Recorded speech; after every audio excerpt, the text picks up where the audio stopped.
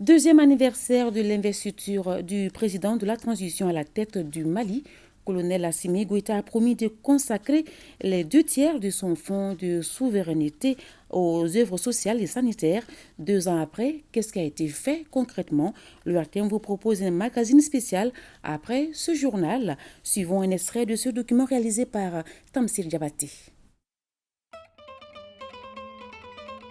Le Mali couvre une superficie d'1 240 190 km², disposant ainsi d'un territoire vaste, oui, très vaste. Et depuis plus d'une décennie, le pays traverse une crise dite multidimensionnelle faisant du Mali une zone de conflit. Et les femmes sont au cœur de ce conflit pour défendre la patrie. L'un des colonels de ces forces de défense et de sécurité est Assimi Goïta.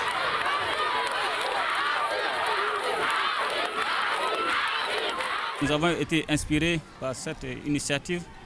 Lorsque nous étions sur le train, le cadre des opérations, le président du CNT ici présent et moi-même, lorsqu'on faisait des patrouilles, on a vu souvent des villages abandonnés à eux-mêmes et sans assistance. Et souvent aussi sans soins et sans assistance sur le plan alimentaire. Raison pour laquelle nous avons décidé, au regard de toutes ces expériences, d'apporter notre contribution à nos populations.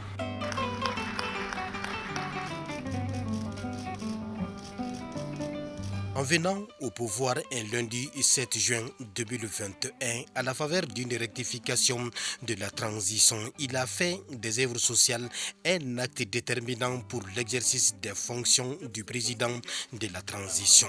Acte de solidarité et d'entraide pour le bien-être matériel et le bonheur des couches vulnérables. J'ai décidé d'allouer les 2 tiers du fonds de souveraineté du président aux œuvres socio-sanitaires, notamment pour faciliter l'accès à l'eau potable et aux soins de santé primaires dans les zones difficiles de notre pays.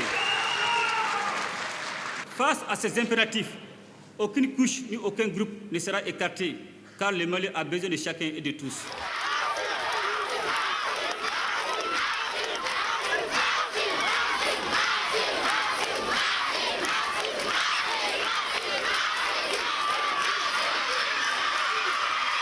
Oui, de la parole à l'acte. Seulement en 729 jours, soit 24 mois, ces œuvres sociales ont donné le sourire à des millions de Maliens partout où ils se trouvent.